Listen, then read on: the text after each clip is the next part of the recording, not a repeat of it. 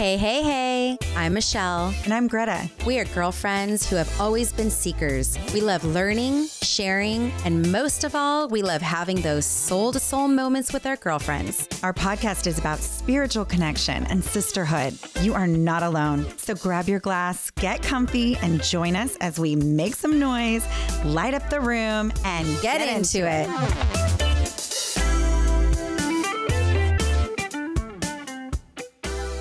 Hi friends, it's Michelle. Before we get started on today's episode, I just wanted to give you a little heads up. The topic today is about youth mental health crisis in America. And this topic can be somewhat sensitive. We will be discussing suicide ideation, cutting, and other topics of the like. So we totally know that for some of you, this might be very disturbing or even triggering. And we just wanted to let you know before you continued on that if you or someone you know is suicidal, please contact your physician, go to your local ER, or you can even call a suicide prevention hotline at 1-800-236-TALK, T-A-L-K. So as we get started into our discussion today, just take a moment, take a breath, and just know that you are loved. So Greta, I'm just going to start off by asking us to take a really deep breath, a big deep breath for this topic that is so heavy, but so incredibly important right now. So let's start off with taking a deep breath in through our nose and exhaling through the mouth. And know that that's available to us. It's available to our listeners at any point throughout this talk today. I think that was much needed. We are talking about something that it's heavy and it's critical. Kids in our nation are in a crisis right now. And so we felt that it was very important to talk about this on the podcast and hopefully to bring some awareness. I have the great pleasure to introduce my sister-in-law, Kristine Sosine. She is a marriage and family therapist associate, and we are just really thrilled to have her here today because this is such a heavy and important topic that we wanted a professional to come and share their knowledge on what's going on. She is on the front lines. She is there working with kids on a daily basis and hearing what the kids are saying, hearing what they're going through right now. This is something that is spanning from very young kids. You'd be surprised how young, through high school age kids. So hopefully this will get you to start asking some questions, thinking about the children, teens in your own life. Thank you both so much for having me. I'm so honored to be here and talking about, as you said, this incredibly important topic. And yes, my name is Kristine Sosine. I'm an associate marriage and family therapist, and my journey to being able to sit here with you today has been just that. It's been such a journey. I graduated with my bachelor's in psychology in 2004, and I had a number of traumas in my own teen years, some really big hardship, things that took me even into my adult life too. So I think that really created this passion for this field that I have that's always kind of been there burning inside me, even from a young age.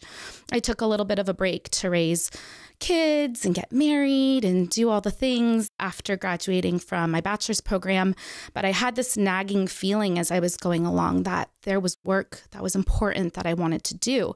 And so after about 11 years, I made the decision that it was time to go back to school so I could start to do clinical work in the field and be able to help people on their own healing journeys. So I hold now my master's in counseling psychology.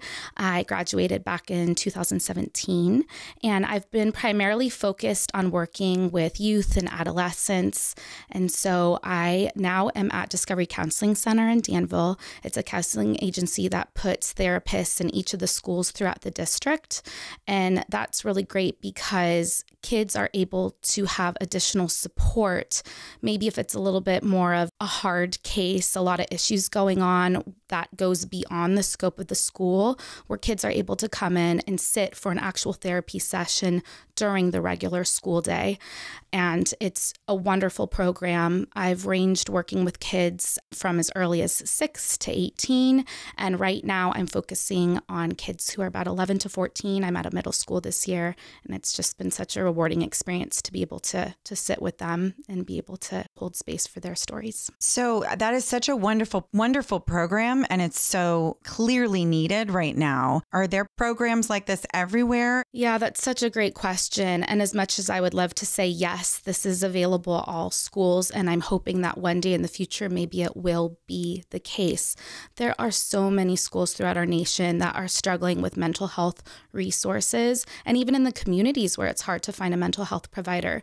So at the time, no, I don't think it's something that is widespread everywhere. Here in the Bay Area, there are a lot of mental health resources, and there are a lot of school districts that are able to have programs like this. And we can definitely get into some resources and things like that as we go along too for the schools that maybe don't have a program like this. But I will say that a lot of parents, even in the school district that I'm at, don't even know about this program, because if you've maybe missed an email memo or you haven't specifically talked to your child's counselor or principal, you might not know. So if you're ever having inklings of, oh, maybe there's something going on, definitely reach out to the school. That's a great first place to reach out to and see what they have available and if they can lead you in the direction to find something if they don't have something. Because I mean, even if you have good insurance, a lot of therapists don't work with your insurance. And so it may just be this costly thing that you're not able to take on as a parent. Maybe you're a single parent. You just don't have the funds to pay for therapy for your child, but your child is suffering. If you can have your child see the therapist in the school. And I will say, I know from just all of my experience in years of knowing Kristine, fortunate that she's my sister-in-law. She is just so brilliant in this field and offers so much help. I mean, she's basically become my personal therapist in a lot of ways. Hey, it goes back at you, and therapists need their own therapist. So you do that for me as well. But how great that it's a way that parents can offer that to their child when they are in need of help. Yes, it is. Because as you said, there are all sorts of hardships that families are going through, and financial difficulty, insurance so more frequently not taking cases on or limiting the number of sessions that people have. You know, usually by the time people go into therapy, it's kind of a longstanding issue. And so sometimes insurance companies will sadly limit the number of times. They're like, okay, you got 4 sessions, and if you are not making progress, we're not going to cover things anymore. So it is really special that the agency that I'm with is able to have this partnership with the school district. I feel very fortunate. So according to data from Children's Hospital Association, there were more than 47,000 mental health visits to emergency departments at 38 children's hospitals around the country in the first 3 quarters of 2021, nearly 40% higher than the same period in 2020. Wow. And so while we know that COVID it's not the end all be all. It's not the full reason for why we're seeing this in our children. There's many contributing factors, but it does seem that it got us to finally have a wake up call and realize that this is what's going on and our children are suffering. It sort of exacerbated an already existing problem that was growing. So I would love to hear just kind of what you're seeing. You have quite a workload. Yes. So the numbers are astounding, and I'm so glad you brought them up because it is truly a crisis that we have on our hands. And I think maybe unintentionally, we're almost getting desensitized to hearing about this mental health crisis because we all know for the most part that this is happening. And also, I think we can feel so helpless that this is occurring that it's just like, well, this kind of is what it is. And a few things that I am really happy about have been acknowledged by our government agencies, the CDC releasing statements about mental health being a huge issue, something that we really need to confront. That's been happening, but they even released something as early as February of this year. But one thing I really want to point out is that the Surgeon General released an advisory to let the the American public know that we have a massive mental health crisis on our hands when it comes to today's youth. And I actually want to read something, a direct quote. And I think it's important because it just speaks to, there's so many issues that can get brought up by anyone. But for the Surgeon General, who is the person who oversees the U.S. Public Health Service, to be stating this and saying that we need to look at this helps me realize that people might be opening their eyes to, okay, we need to take this seriously. And so he says that mental health challenges in children, adolescents, and young adults are real and they are widespread. And he goes on to acknowledge what an advisory from the general surgeon even means. And so I want to share that with you guys because I think it helps highlight that this is not something that they just put out for any particular issue. So the advisory states that a Surgeon General's advisory is a public statement that calls the American people's attention to an urgent public health issue and provides recommendations for how it should be addressed. Advisories are reserved for significant public health challenges that need the nation's immediate awareness and action. So I'm super encouraged for somebody at this caliber to be saying, hey, we got to wake up. We have a lot going on that our youth are suffering with right now, and it's time to take action before we start to lose even more lives because the numbers, as you said, are already rising exponentially. So I had pulled an article that was just released in January of 2023, and this is from Mental Health First Aid, and they reference this crisis, and they're saying that not only is suicide the third leading cause of death for youth ages 15 to 19, but 1 in 4 adolescents aged 12 to 17 have had a substance use disorder or a major depressive episode in the past year. So here we are, 2023. And I guess my question always is, what's causing all of this? I think a lot of people think COVID is the reason, and it is one of so many contributing factors. And if I think about like the straw that broke the camel's back, maybe it took COVID in this period of time where our lives were so disrupted and kids missed out on so many different factors of everyday life that contributes to them growing up and necessary stages that they go through. It's just one little piece of the puzzle, but we really did start to see that as, oh, wow, okay, we have all this going on and now we have that on top of it too. But the social media stuff, we can definitely get into the bullying, the overscheduling. I just had a thought. Yes, well, maybe it's not all because of COVID, but COVID did create this unique situation where parents were having to leave their kids at home unsupervised for their whole work day, and their kids were doing online learning, and there was a lot of unsupervised screen time. And I do think that a lot of this can be contributed from the phone, the social media, everything that we experienced as kids. It's like it's 100 times bigger because of social media, how that plays a part. It's like you used to get bullied in school. Maybe 10 people at the most knew about it. Or if it was really bad, maybe your whole class. But now it's like the whole world can find out about it. And it might not go away. You know, there's students that have come in and talked about how something came to light years later that was posted that they're like, I did that like 5 years ago. That's so far behind me. And now they're continuously getting bullied for it, or it's being brought back up.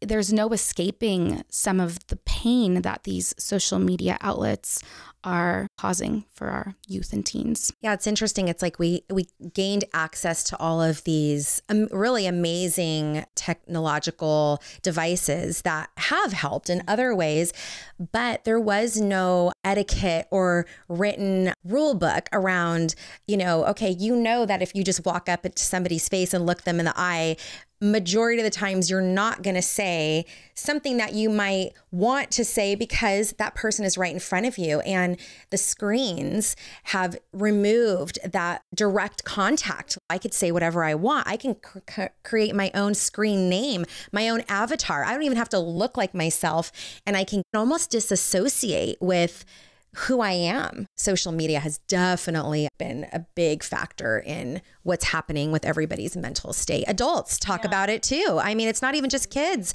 It's adults that struggle with it. How many friends have you had that said, I had to get off Facebook for a while because it was really messing me up psychologically, FOMO. Yes. And okay, so I have friends that have said that to me as 40-year-old women. So now you've got this 11, 13-year-old. You don't have the mental fortitude yet. If we're struggling in our 40s with some of this stuff, how can they be expected to handle that in an emotionally healthy way? I think there's so many layers to the social media component and mental health. I mean, we could spend like 5 podcasts just doing that, and to name that is really such a huge thing. And I think there almost at times is a disconnect between parents raising kids today and the kids' actual lived experience, because people that might be in our age range, or even if you're raising younger kids right now, we typically didn't grow up with the social media outlets like the kids right now have.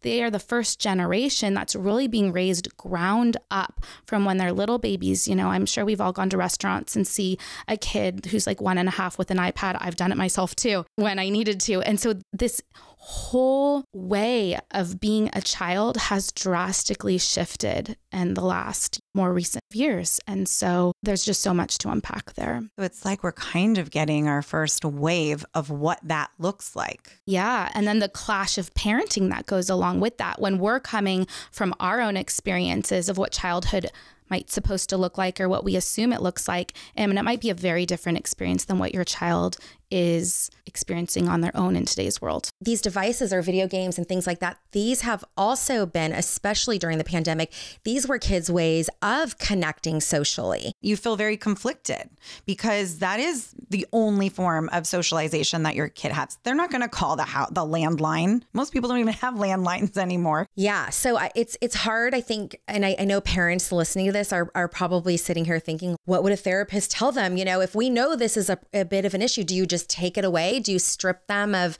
you know, what they see as their freedom and their lifelines? So some of these questions are swirling around too. It's such a great question. I'll probably say this like 500 times today, but I think it really bears down to what is going on for your particular child.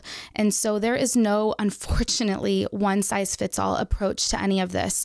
As we're talking about social media, as we're talking about any of the other triggers that we haven't even mentioned yet, contributing factors to mental health, what might be a trigger for one child, what might be a source of stress for one child, might not be for another. And so while I wish it was like this is what you should do kind of answer, those who are listening that are caregivers, parents, teachers, coaches, anybody that's having contact with youth today, it's almost like you have this bird's eye view of what's going on, and you're really going to need to figure out, is this an issue for this particular child? There might be one that gets some sort of bullying on social media and they're like, I'm good. I'm not going to buy into any of that. And then there's another that's like, you know what?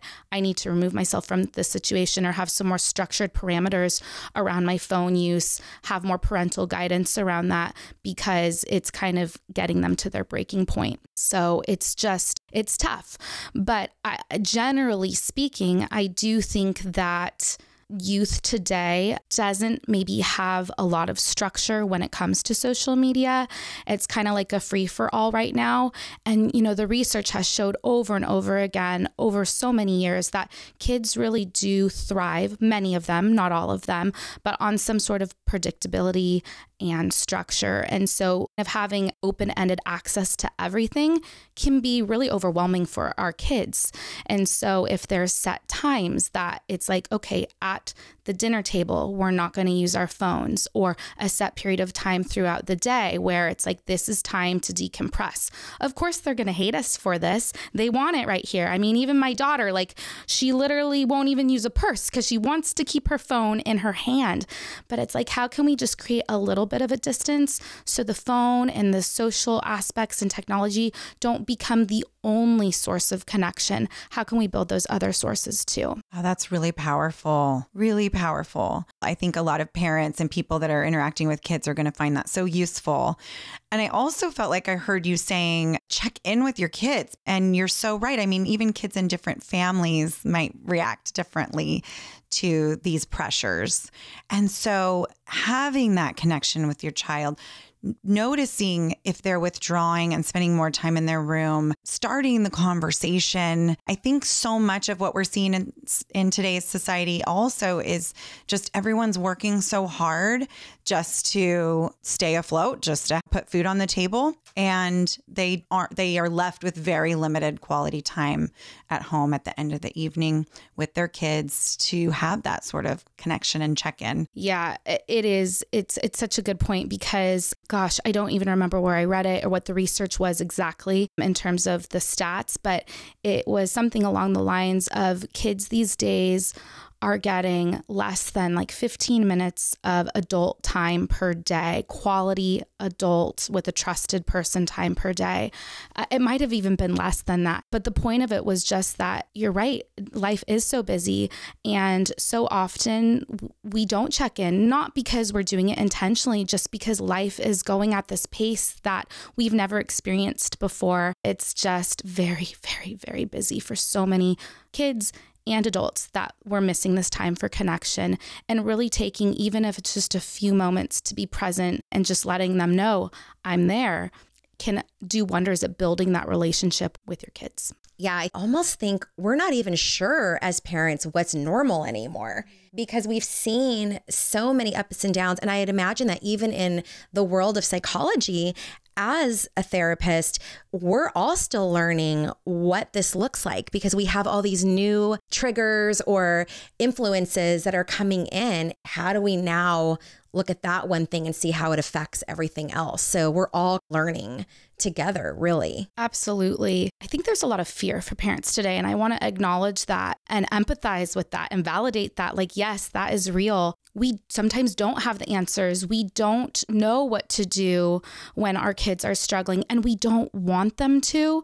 And a lot of times people are so worried about if they're going to say the wrong thing, or sometimes not even realizing that they don't know what to do. So they don't even want to hear it, that they don't ask. And again, they're not doing this because they're not being great parents or caregivers or anything like that. It's just we don't know what to do. We are all in this kind of together, bracing the extent to where this crisis is for the first time. And so just simply asking and knowing it's okay to ask your kids what is going on, and doing it in a way where we're not preaching to them and lecturing them and doing it where they might shut down the conversation, because that's normal too. They're gonna do that. But really just trying to stay curious and open, and maybe using some wording where you're mentioning what you're seeing and wanting to check in with that. So something as simple as like, I'm noticing you've been spending a lot of time in your room and you haven't been seeing your friends. Is that something you want to talk about at all? Or can we talk about that at all? And they might say no, and that's okay. You can just acknowledge, okay, I just want you to know I'm here and I'll just check in with you about this again. And nothing about any of these things is quick moving, unfortunately. So just having the patience and slowly building the relationship, but not letting your own fear get in the way of what you might hear, or knowing that you don't have the answer, can be really helpful. Keeping the line of conversation open, I think, is so important. I think so many times you're right. Parents get overwhelmed, or they think their kid's not going to want to share with them anyways. And they just sort of, I mean, I've experienced it myself. You kind of tiptoe around these wild teenagers going through, major hormone changes and all of that. It can be easy to be like, here's your food, shut the door. And there's a place for that too, right? And to not be so extreme one way or another. Like, we can still do that, and we can still respect that they are becoming their own individuals and they're not going to tell us anything. And to also really keep that line of communication open so that if there is something going on, they might feel more willing to talk when that all comes to a head. I've heard some great advice when it comes to that. This dad was saying that he finds that his teen will open up to him when he's doing something that's fun and physical, like playing basketball, or just something where, your mind isn't just focused on, we need to have a talk. And the kid can then sort of lighten up and feel safe. And he said it's amazing how they just start talking. 100%. Anything where you don't have to make direct eye contact can be very helpful. It's so true that think about a kid getting called into the principal's office. They're like, oh my God, I'm in trouble. You hear a parent or caregiver say, let's have this talk about this. They might instantly shut down. But if you're building little moments throughout the day, throughout the weeks, where you are having this time to connect, and it is in more of a natural way, it is surprising to see what they will start talking about. It's almost like they become these teenagers and we just want them to tell us things, but even though the trust has been there for all the years in the making, it's like something happens when they're a teenager and that trust needs to be rebuilt in a way. And so to have these moments where you're showing, I'm here, I'm not going anywhere, I'm not going to judge you, I'm not going to put my opinion on you. We can just sit here, two people having a conversation, I can be here supporting you, can really add up to a difference in relationship over time. Meeting them where they are. In our family, we don't really do family dinners, sadly, because we all are on crazy different schedules. And as much as my heart wants that, it's just not feasible. And so having that moment of like, well, I can just quickly send you a funny meme, or I can send a little message to let you know I am thinking about you in the middle of the day. And just those small things to let them know that, listen, you are important to me. I really feel like, you know, sometimes at the heart of all this, of mental health, really feeling like you're being seen and that you are enough. And I know that so many of these children out there are struggling with this feeling of, am I good enough? Do I belong? Where do I fit in? And if the only thing they're getting at home is, you didn't pick this up, you know, why were you late? Did you do this? Did you do that? That relationship does become very difficult because it's always in this sort of authoritative and this hierarchy structure, as opposed to just kind of trying to meet them where they are. You could be the parent that is super connected and loving and talks to your kids all the time, and they can still struggle. So there's that aspect too. I mean, I'm sure you have seen with the kids coming in as well. Sometimes what they're dealing with from the maybe bullying at school could outweigh even the most loving parents trying to help them through that. Sometimes that's not enough. Yeah, it is such a mix of different factors and which ones are hitting when and at what time. That's going to determine, is this youth person really struggling right now beyond their capabilities to cope with what is happening. It's definitely important for parents to be able to take a step back and realize when they might need additional support, when the child might need additional support, because we can't, as much as we want to save them from everything, be the end all be all of their support system. And sometimes being able to have a mental health professional step in and give the person tools, strategies, be able to sit with and unpack what's going on, help them facilitate a relationship where they're able to maybe let their parents in on what's going on. For so many teens, especially, they are just going to be closed off, and really having that outside person that they can sit and talk with can be really helpful for a lot of them. And I think that's such an important point that you just made, because I know that there are moms and single parents who are just like, I can't take on one more thing. And yes, you look at it like you're the parent, but they're, you know, trying to pay the bills and they're trying to get their kids to school. And they're thinking, now I've got to worry about the mental health state of my child. And how do I, like, where do I start? What do I do? And I can imagine the guilt and what some parents might go through when their child has gone through something already. And they're like, how did I miss the signs? You can't be everything to a child. There are times you have to go out and find additional resources, people like yourself who can help the parent to sift through their own thoughts and maybe get their own help first before. We always talk about the analogy of putting on the oxygen mask. And sometimes, especially in these kinds of situations, like if you're already struggling with so much and now your child is, how do you even start to help them? Yeah, we might not have the capacity to, if we're really struggling on our own, or even if we're struggling because we see our kids struggling and we don't know what to do with that. So definitely, I'm a big proponent. Not only do I see the teens that I work with, but I work a lot with the families. And a lot of it is, what are you doing for your own support? what can you learn so that you can model that for your child? Because a lot of, by the time they get to the teen years, we're hoping that we've taught them enough to be able to fly. And I'm not saying that we can't still interject things, because of course we can still have these really important conversations. But even from a younger age growing up, so many kids, when you asked before, like, what am I seeing? So many, whether it's kids or teens or even adults, can really be cut off from their feelings and feeling like feelings are bad. I don't want to feel them because they're hard. So I want to push them away. And that's where we can get into a lot of, maybe the more unhelpful coping things like substance abuse, trying to control how we feel about ourselves through maybe eating and our appearance, all different sorts of things that can be a little more destructive. But even modeling feelings. Sadness is there for a reason. Anger is there for a reason. All emotions are valid and important, and they give us information about how we're going to respond next to whatever's going on in our environment. So being able to get in touch as parents with our own feelings, whether that's fear, sadness, or anger, even if it's experiencing joy, and letting kids know it's okay to have those. Feelings come and go, just like thoughts come and go. A lot of times I use the analogy of like a cloud floating by. Nothing is a permanent state, as hard as it is. And so helping kids get this awareness that these are going to be there and they're okay, and we can welcome them. And when we as parents and caregivers get scared and triggered, to not want to minimize those for our own kids, but to help them know that we see you and you're welcome, and you can show up here in this way too. And then of course we can coach them as we go into maybe what to do with that instead of having a meltdown or turning to drugs and alcohol, things like that. I was raised where there were moments where it's like, no, don't cry. That's a sign of weakness.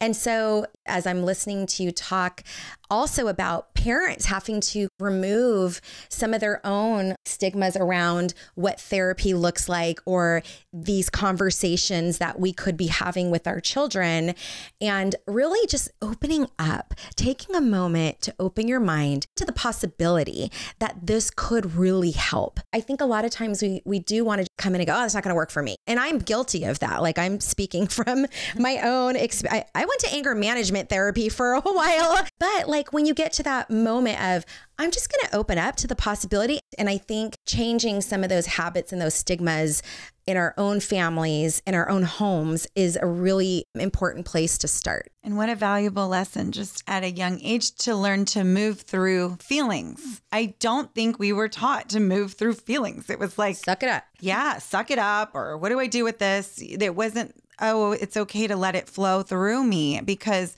if you don't, it just gets stuck in you and creates that dis-ease in your body and maybe contributes to drug use or some other way of self-soothing. Or who knows, illnesses. I know, Greta, you and I were talking about previously about how mental health is, really showing up in the body. I also thought what you said was really interesting when you brought up tools.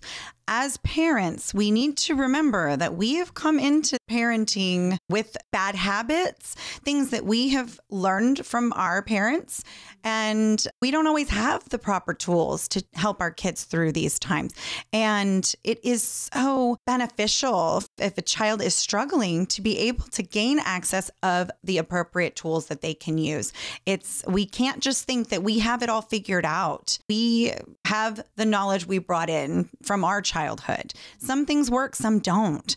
And what worked for you in your childhood and based on the way society was then, maybe that worked. Mm-hmm. Now it doesn't. So opening up to another way of looking at things, a new perspective, another way to handle emotions is so valuable. Yeah. And it can be really scary for parents. I do want to acknowledge that if you are at the point where you feel like getting some outside help, maybe because you do want your child to build their toolbox or to be able to sort through whatever it is that's going on, it can be really kind of a weird situation for parents to almost release control and send their child to talk to somebody and not know what that child's going to talk about. And there can be some shame, some guilt around there. It's kind of like, okay, now we're going to look in the mirror, and not that parents are the problem, but maybe there is something that they're doing that is contributing to the issues in the relationship between parents and kids that is therefore having a ripple effect on whatever it is that's going on. And so just knowing that it's okay and trusting the process, is uncomfortable as it is, knowing that this professional will clue you in if there's things that you need to know. They are there, yes, first and foremost, to support the child, but also will most likely be working with the family. So you're kind of creating a more harmonious family system altogether. So if as a parent, you might have this fear of they're going to turn my kid against me. That's not the goal of the therapist ever. And they're really trying to work with you and support the child in the best way possible. As parents, there has to be some little check-in with our egos here. I want to know, like, what am I doing? What can I do better? Yeah, it is so important and so scary at the same time to be able to remove ourselves and say, okay, this is where I'm at. We could really use some support services. But sometimes it just is the way it is. Like we were talking about it, we're not supposed to have all the answers. And many times, especially for our teens, even if we do, and if we think we do, they're not going to want to hear them from us. You just reminded me of a previous episode we did on motherhood, where we talked about how the structure of a family has changed so much, and how back in the day, you used to have a large family and there were lots of aunts and uncles and cousins and grandparents around that could be that resource for the child to go and talk to if they didn't want to talk to their parents, because that is reality. It's so helpful to have someone else you can go to. And we just live in the society now, and this may be even a contributing factor to where we're at right now, is everything's very isolated. And so we don't have that big nurturing family that was protecting the child anymore. A lot of kids are on their own. It's just their mom and dad. And if they don't want to talk to them, there's nowhere else to go. It is interesting how much it has all shifted with family dynamics and things like that. And of course, no family is one size fits all, and there's different cultural considerations and components. I do see that a lot of times the families of the teens that I'm working with, there is an isolation factor there. And when we talk about outsourcing support, if you don't have a family all living together, generational family, like so many of us used to in years before, but even just reaching out if there is a trusted adult, and maybe therapy is not in the cards right at this time, but who else can be there to support the child? If they do have a favorite uncle or aunt or family friend who is able to help facilitate the conversation of, yeah, there might be something going on here and we're all here to support you, because it takes a village. Yeah, they might feel more comfortable talking to a younger aunt or older cousin about, yeah, I tried this drug or whatever, or I'm thinking about having sex. They don't want to tell their parents that. Mm-hmm. Yeah. So removing us is the end all be all. And if concerns do get to the point where, okay, it's more than just the typical teenage woes, then yes, of course, how can we help get some outside support when needed? That brings me to a point of the study that I was referencing earlier, which is the Mental Health First Aid Organization. And we'll be putting a lot of resources into the show notes that people can access. But this training in particular is also open to anyone really who's interested in just kind of knowing, like, how do I identify the difference between us just having an open dialogue about some thoughts kids are having versus I'm in the bedroom cutting now versus I want to kill myself and I have a plan. And so there are so many resources, and I know we can feel inundated sometimes with just all this information, coming to us. But I know personally for me, what I really wanted this podcast to represent is sort of this resource for people to know that it's not like these resources are so far away. You don't have to travel to get them. I mean, everything is so attainable. So course that I had taken, which was the Mental Health First Aid Responder course, like I said, anyone can take that, and it's online, and you watch videos, it's interactive, and you do get to learn how to recognize signs. Even if you are somebody who just is curious to know, like, how can I support my child or my niece or my neighbor? Or if you're a teacher and you want to further educate yourself, that's a great resource. And I think this crisis really is the children are our alarm going off. They're trying to let us know, look, this societal structure is not functioning. This is not working. And it's not working for kids. It's not working for adults. And here we are. What are we going to do about it? So I'm glad there's funding going into the schools to help with this. And I'm also really glad that the conversation is just happening now and people can start evaluating their lives and start maybe prioritizing what is important and cut out that time that you're never going to get it back. You know, they're only kids for a short period of time. Yeah, like if anything, maybe this talk that we're having right now, where can I cut back a little bit? Where can I find those moments of creating more connection with people, my family, friends? Yeah, the kids are feeling it too. Even the little ones. You know, I've worked with kids that are talking about, let's say, a homework project, and they're like, oh, you know, I didn't do my homework because I'm lazy. I'm like, huh, it's interesting. Like, what do you mean? Like, tell me about that. And it'll come out, oh, well, I left school, I went to soccer practice, and then I had tutoring, and then I had swim team after that. And then by the time I got home, I had to do like X, Y, and Z household responsibilities. And so I'm sitting there thinking, it's like, really? And to you, you're interpreting that as I'm lazy because I didn't do my homework. They really are feeling this just like we are too. And they're feeling it in a way where, as we were talking about earlier, they might not even have the brain structure that has fully developed where they can process these hard emotions and feelings. And they're just taking it in as negative self-statements about themselves and kind of seeing themselves through this negative lens, which we know is going to contribute to problems like low self-esteem, low self-image, low self-concept, symptoms of depression, anxiety, whatever that may be. But the overscheduling is really a huge thing right now. And it's not to say that we can't have our kids be in things and involved in things. It's just, where is this balance and how does that look for each particular kid? There might be one that really thrives on that. And like for the one that I was seeing that I was mentioning, no, they were really, really struggling. But when they tried to have a conversation about it, it was kind of like, well, no, other family members have done okay, so you should be doing okay too. And even though parents didn't mean any harm by that, it was this individual person wasn't able to cope and deal with as much as they had going on in their day-to-day world. In our society, the more you do, the more you are respected and the more you are admired. Kids are picking that up too. And so, yes, what does that do to their self-esteem? So many of us adults don't honor our own point of exhaustion. And now we're teaching kids how to not honor that in themselves either, and not listen to their bodies. And, you know, when it's time to take a break. Such a huge point, not listening to ourselves. Going back to even like the feelings, it's the same type of concept of when kids tell us something, to listen, to get curious, because they're telling us, whether they're telling in words or they're telling us in their behaviors and actions, it means something. It's a reflection of what's going on in their inner world, and to not shame them for that or judge them.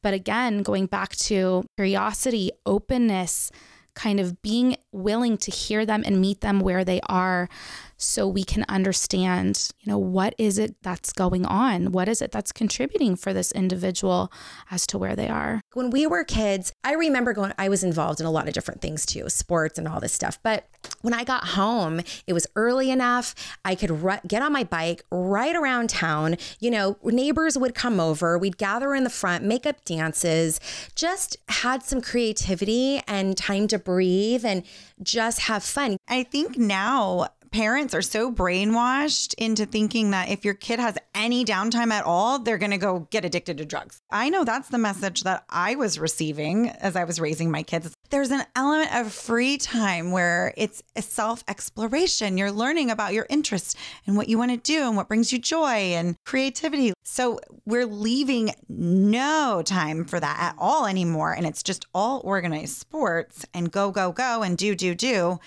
And like we talked about mom burnout, kids are getting kid burnout. That should not be a thing. Like kids should be able to play. Just recently, I had a teenager also say to me, when I have downtime is when my mind starts to spin and I start to think about all the things I'm not doing. And so again, this is how their brains are trained now. And it goes exactly to the whole scenario you just painted for us. Why can't that time just be, it's okay to just be alone, and it's okay to think about nothing or write or sit and stare at the tree outside. Like, that is totally okay. But in their minds, it's like, no, I'm not being productive. We program them from an early age. You're not supposed to just be having an open schedule. You're not supposed to just be. Even if you just stop right there, you're not supposed to just be. What are you doing? How are you being productive? What are you working towards? What are your goals? I think this is the reset, that this is coming to light right now, that we all need this reset, because that's not working for anybody. Right. And back to the spinning minds. Yes, I see that a lot with the kids that I'm working with. And I think there's this element of, if I stop doing what I'm doing, to go back to feelings, I'm going to have to face my uncomfortable feelings. So yeah, those spinning thoughts are there. And if we want to name that, a lot of these teens and youth are experiencing massive amounts of anxiety and boredom. There's no place for that anymore. And, we can call it free time. We can call it any of those things. That it is so necessary, and such good can come from it. But what's happening is, when they experience this, it's leading to high levels of anxiety that's just making them want to check out even more.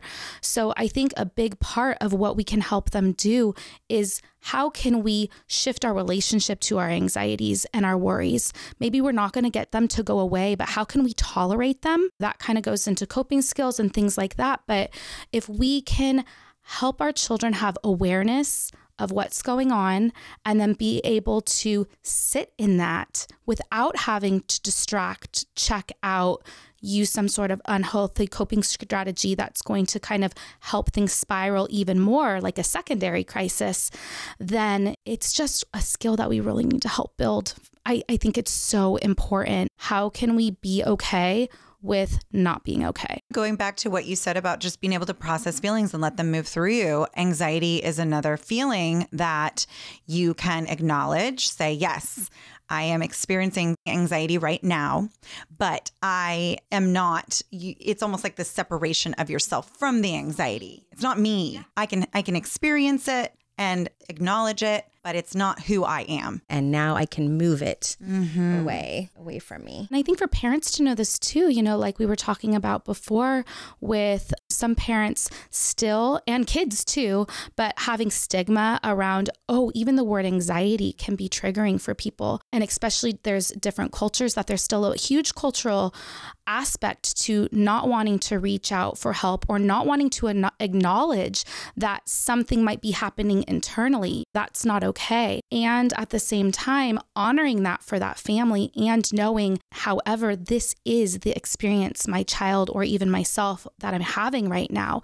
And it's okay to work with that, and it's normal. And again, that there's a place for all these different feelings, and just how do we move through our relationship with them. I'm so grateful that we have you here to talk about this so openly and raw, from all of your area of expertise, what you've learned throughout the years, what you've seen, things that you're implementing in your own home as a mom. There's also a level of realism as I hear you talking. She's also a mom. She's giving us this information. There's this element of connection, because I know that some of the things I'm talking about are also resonating with you as the expert. Oh, well, I'm living in the trenches too, just like we all are. We're all here together. I would like to get into the different kind of cries for help. As a parent, you may be at home listening to this, and maybe your child is really struggling, and you're seeing a huge change in their personality. It is drastic.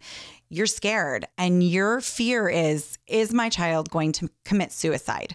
Am I going to walk in their room and see something?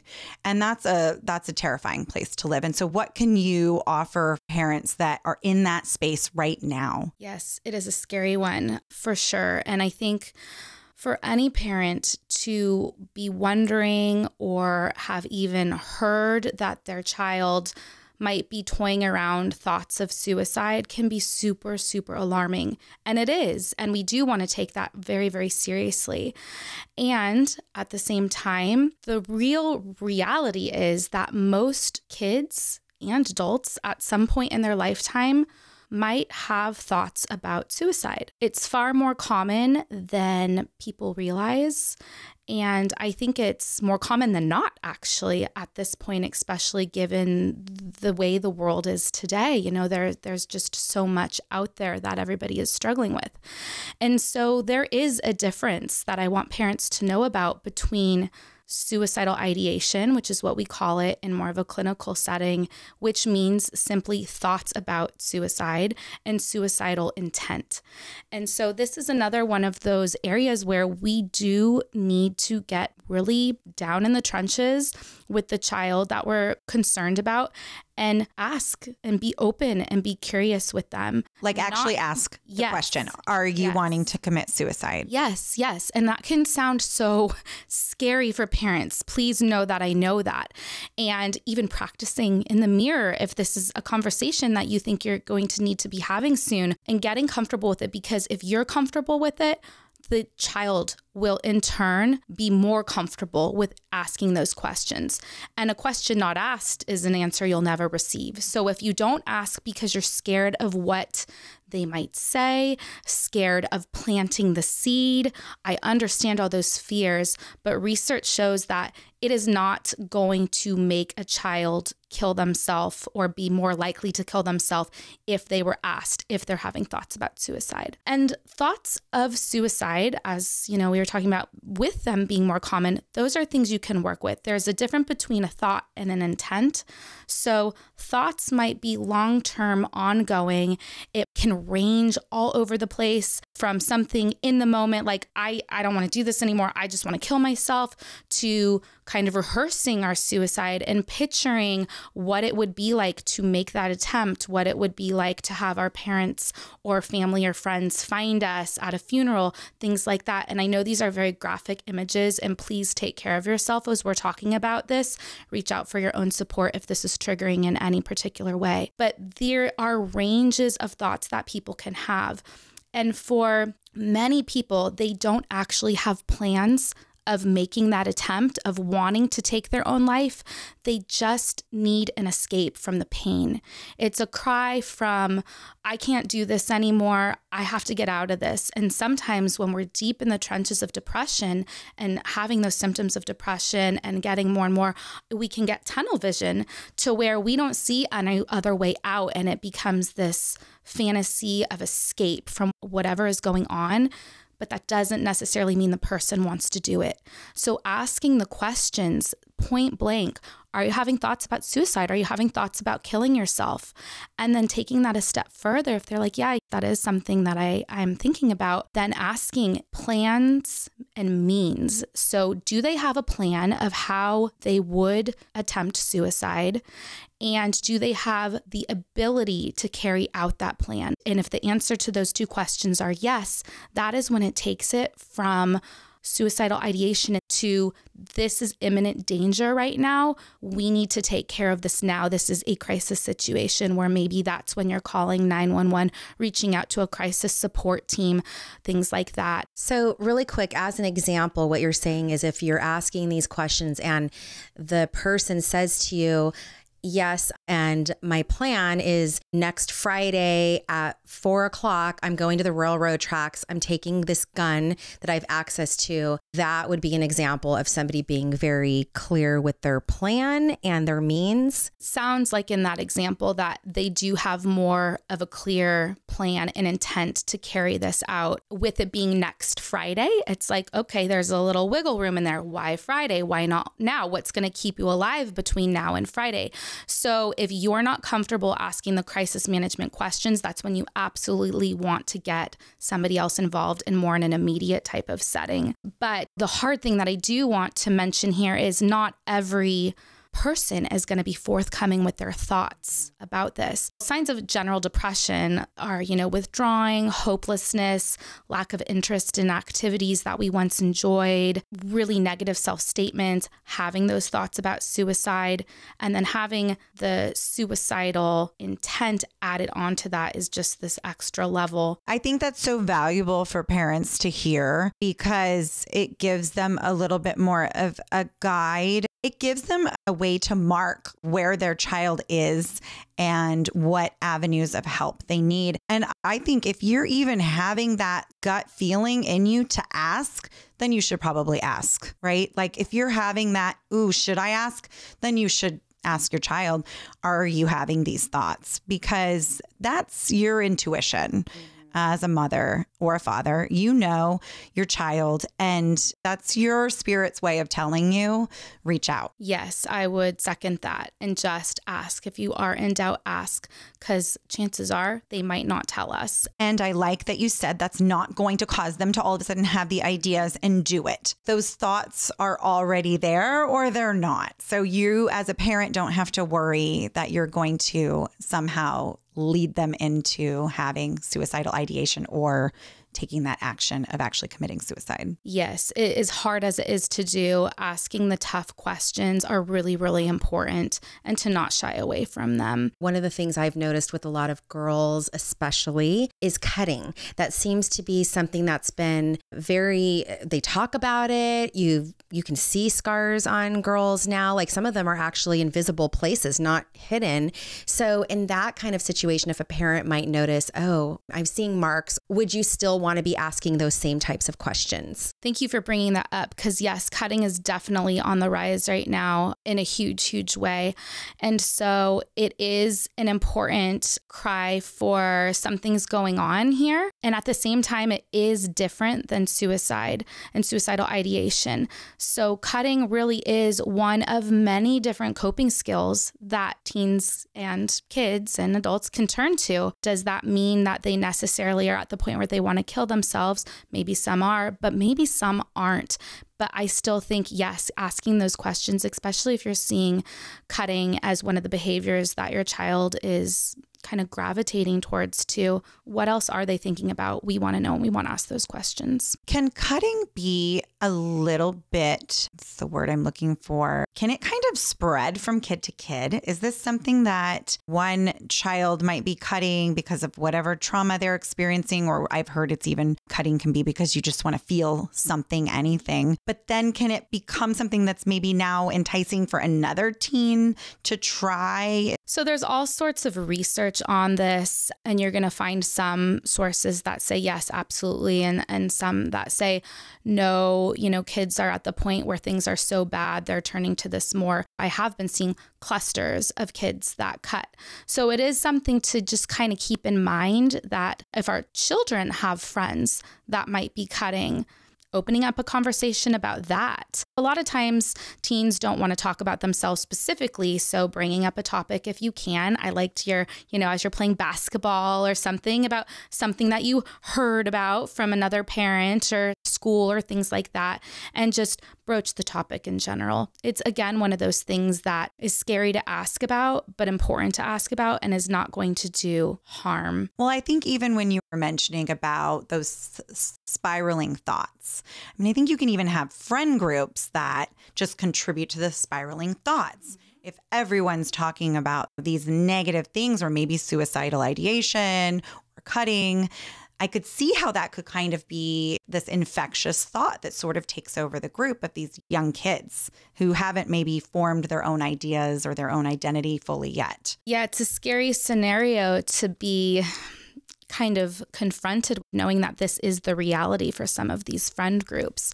And I think it just goes back to, how else are our kids able to cope if cutting is one way of thinking that the only way they can fix the problem, or if picturing suicide is the only thing that they're able to kind of wrap their hand around to get out of this situation. What else can we be adding into that toolkit for them to be able to confront these life challenges in a different way than maybe they are currently? So as a therapist working with some of these kids, you sort of create this little pathway out of those spiraling thoughts, giving them tools, giving them access, giving them another perspective. Yes. So it's definitely a huge part of working with teens to not only be exploring what's going on, but to simultaneously be giving them other ways to react to their environment. And so there's little things that we can be teaching our kids. And like you said, I know we can link information and how to get coping skills. There's a gajillions out there, and just kind of experimenting with your own loved one of what's going to work and what's going to not. But number one, really being aware, again, teaching awareness of what's going on and kind of these mindfulness skills to be able to break a thought pattern in the moment. So simple things as easy as like, okay, what are 5 things you can see? What are 4 things you can hear? What are 3 things that you can touch? 2 you can smell, 1 you can taste, using our senses to ground them, to bring them back to the present moment. What we're trying to do with coping skills, first and foremost, is really create this pause so that they can slow down and choose how they react to their stressor. Instead of saying, I'm so overwhelmed right now, I need to cut. What else can we do? What other coping skill can we add in there? And so the mindfulness and the grounding and bringing ourselves back to the present can be really, really useful. Just taking a couple deep breaths. Sometimes for kids this works, sometimes it doesn't, but finding what does work for them. Take a minute and what can you hear right now? And it's just breaking that thought pattern of that anxiety and being able to kind of almost have this fresh start in the next new moment to then decide how we're going to approach things. So mindfulness-based coping skills are huge. Self-soothing skills are wonderful, especially for teens. Does a teen like music? Can we create a playlist for them with their favorite feel-good songs? Maybe not necessarily to break that feeling of sadness, but just to kind of help shift that and to show that that can shift as we go along. Memory boxes, whether for little kids, sometimes in real life, or for the teens, even though it's a love-hate with digital stuff, a digital kind of folder on your phone of, okay, I'm starting to have these really kind of frightening thoughts around, I'm really getting into thinking about suicide, thinking there's no way to escape. Maybe that's when I know, okay, I'm going to spend 10 minutes, set a timer, look through my favorite pictures on my phone and quotes that I've saved or lyrics that I want to read, not necessarily to definitely shift whatever they're feeling, but just to create enough space where maybe we're getting out of that emotional reactive headspace. Because when we are triggered, whether it be from a situation that we're dealing with that's really hard right now, or just thoughts that we're having or feelings, we can get into this overload and our brain actually goes offline. It stops thinking to the point where we're like thinking rationally, and we need to give it a minute to come back down before we can approach the situation further. That's valuable, just to create the pause, just to create the pause. I know I experienced that as an adult. I had some news that wasn't great and I was in a really bad mood and just feeling low and sad, and to put on music can completely create that space. I like that you said create the space versus change it. That's still going on. Like you're still sad about whatever it is, but you're just creating that space so that it's not this critical right now downward spiral. Yes, yes. How do we get back into this state of homeostasis and just really regulate our nervous system so we're not so quick to react? And that pause gives us that time to do that. Yes, it is important when we're interacting with somebody else, whether it's our child or just another person in general, but to be able to create that pause for ourselves too, because if we are reactive to what our kids are saying, the conversation more often than not is going to get shut down. It's going to go nowhere.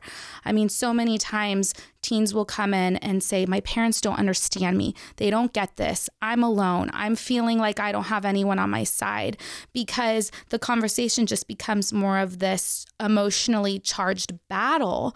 And both parties are going to need to be able to take that space so they can choose what they're going to say effectively and be able to come back to the conversation with this non-judgmental stance, this curiosity, being open to whatever the kid is saying to us and being open to receiving that. That's a valuable tool that parents can use starting right now, this minute, today. I love that. Absolutely. And the little moments, even for ourselves, noticing when we're starting to get a little bit worked up and like, okay, I'm going to try this thing too. I'm going to step away for a minute.